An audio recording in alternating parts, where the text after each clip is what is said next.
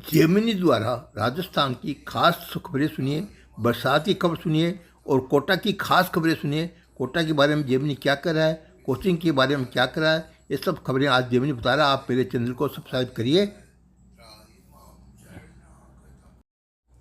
नमस्ते, मैं आपकी कैसे मदद कर सकता हूँ?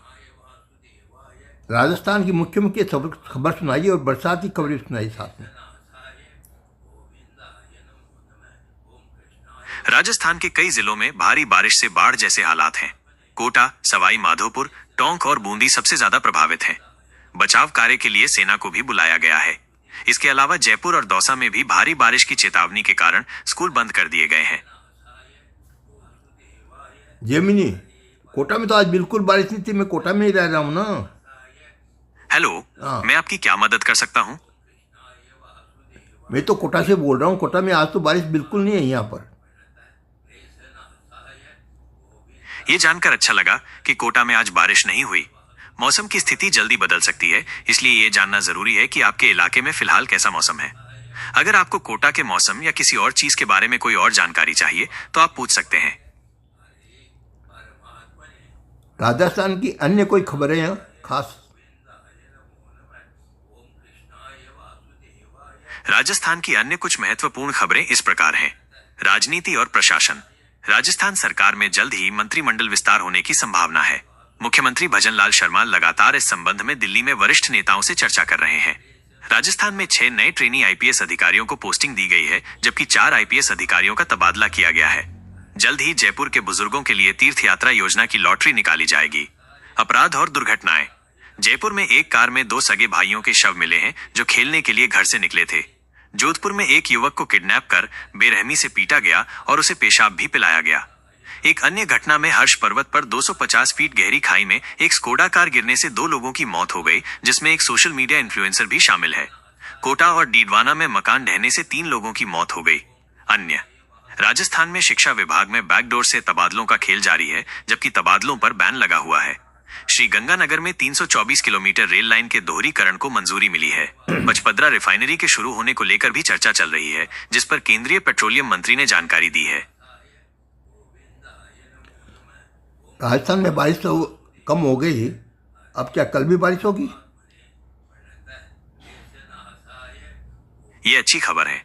मौसम की स्थिति हर दिन बदलती रहती है। हाल की रिपोर्टों के अनुसार राजस्थान के कई हिस्सों, खासकर कोटा, बूंदी और सवाई माधोपुर में भारी बारिश और बाढ़ का असर देखा गया था। लेकिन अब कई इलाकों में बारिश कम हो गई है और कुछ जगहों पर मौसम साफ होने लगा है। मौसम विभाग ने आगे भी कुछ जिलों में हल्की से मध्यम बारिश की संभावना जताई है, लेकिन भारी बारिश की चेतावनी फिलहाल कम है। अगर आपको किसी खास जिले या जगह के मौसम के बारे में जानना है तो आप पूछ सकते हैं। आप कोटा के बारे में बताइए।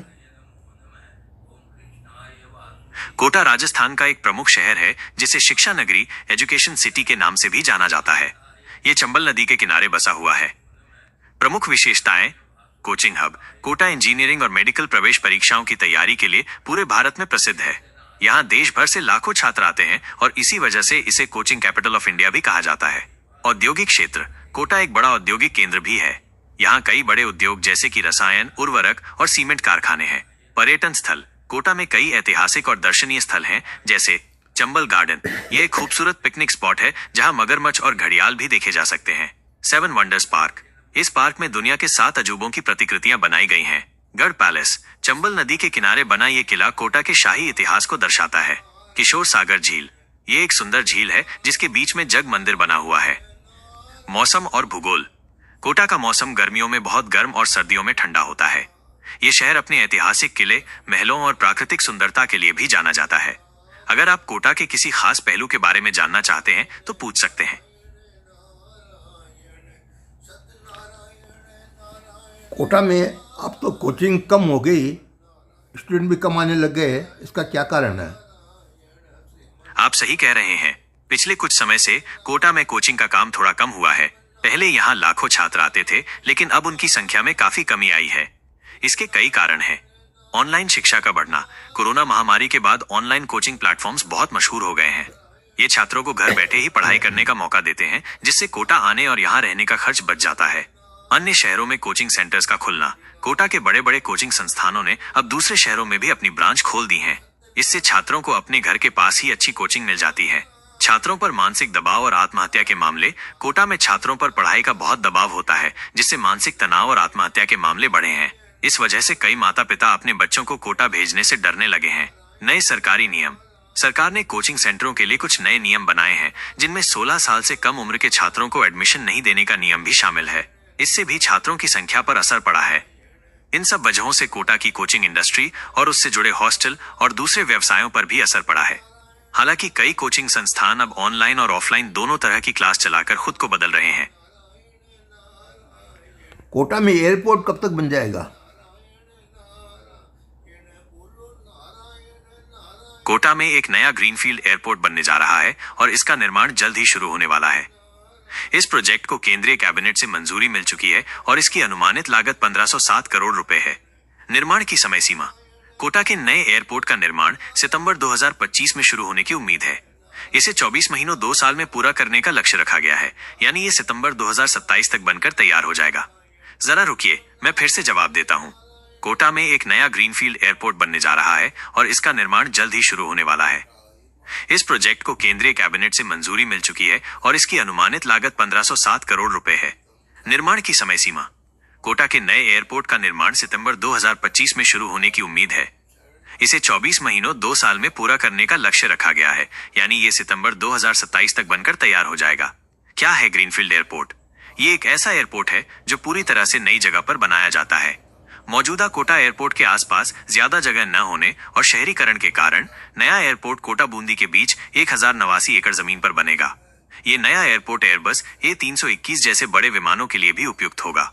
Less than BR greater than, less than BR greater than, less than BR greater than, less than BR greater than.